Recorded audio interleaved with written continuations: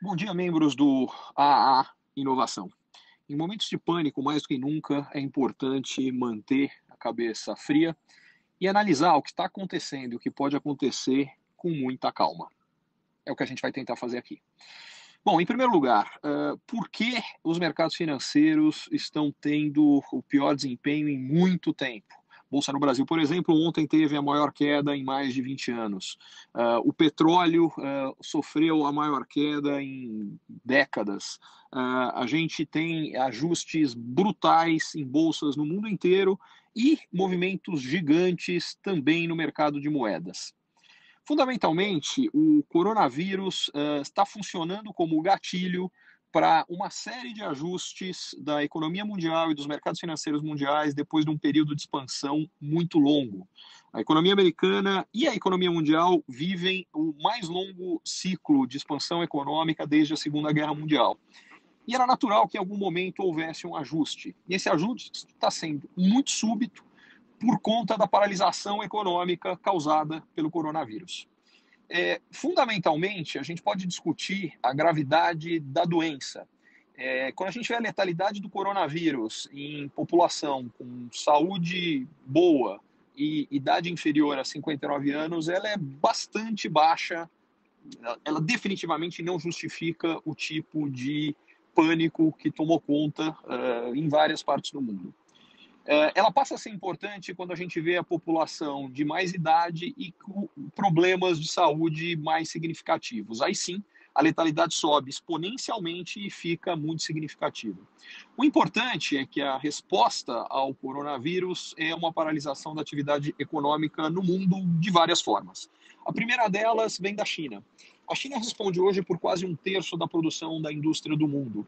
E o fato que a doença tomou proporções muito significativas exatamente na China fez com que haja uma quebra na produção de componentes para a indústria do mundo inteiro. E já se fala, por exemplo, já houve uma notícia falando que em alguns casos a gente pode ter um atraso na implementação do 5G de até 1 ano e meio por conta da paralisação da produção chinesa.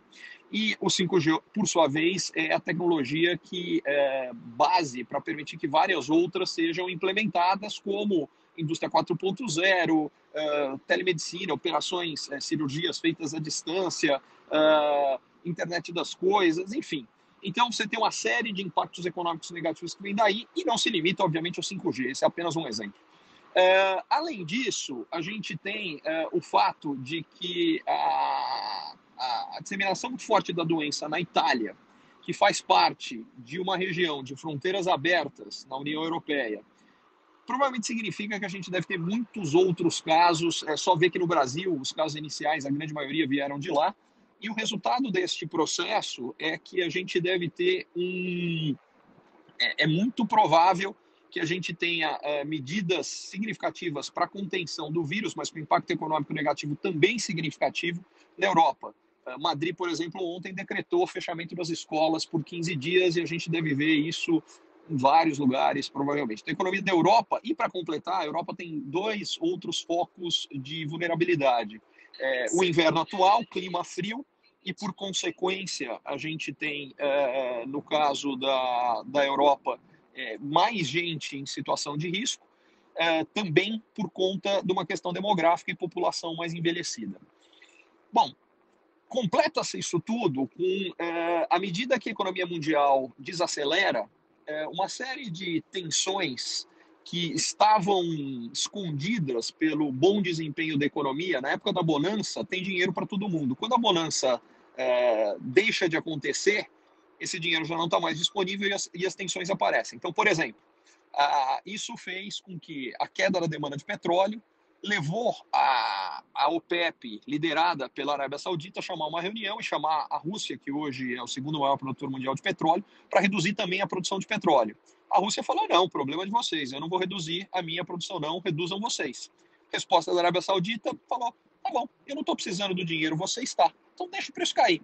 E aí a gente teve a reação do mercado de petróleo, que por sua vez foi o gatilho da reação de pânico dos mercados de bolsa ontem. Isso tudo para dizer o seguinte: o risco de que a nova recessão global esteja batendo a porta é cada vez maior.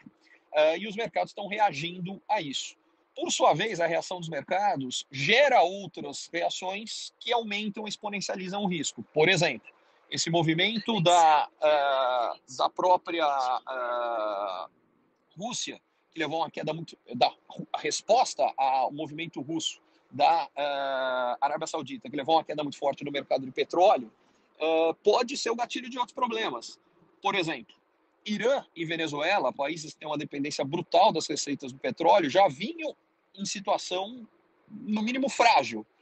Isso pode ser que leve a... Primeiro, vai levar à insatisfação da população, porque vai faltar dinheiro nesses países, e essa reação da população, a gente precisa ver quais vão ser as reações desses governos, lembrando que Irã, há pouco tempo, estava com uma tensão potencialmente até bélica com os Estados Unidos. Então, a gente tem um processo de novos dominós caindo quando isso acontece. O que traz o seguinte ponto. Historicamente, movimentos como esse, que levam a processos recessivos, depois de ciclos de expansão, a gente tem ajustes, para pegar um parâmetro, por exemplo, de bolsa nos Estados Unidos, normalmente entre 20% e 55%.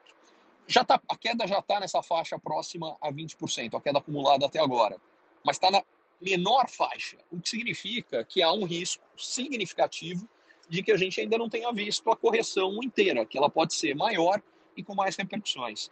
Isso vai depender em grande parte das reações de bancos centrais, colocando mais liquidez no mercado, mas principalmente de governos, quais são as medidas que vão ser tomadas para conseguir, ao mesmo tempo, limitar os problemas de saúde, a disseminação do vírus, e, ao mesmo tempo, limitar os impactos econômicos negativos que vêm acontecendo. Isso provavelmente vai ter que ser feito de forma coordenada entre governos, o que é porque o problema, como o vírus ultrapassa fronteiras, caso contrário, se a gente continuar tendo focos espalhados, mesmo que alguns lugares consigam resolver o problema e outros não, a única forma desses alguns lugares aí evitarem novas contaminações será fechando suas economias. E aí o impacto negativo da economia é maior ainda. Então, resumo da ópera. Obviamente, ninguém sabe ao certo como isso vai se desenvolver, mas parece que ainda vem notícias ruins significativas aí pela frente e é bom todo mundo estar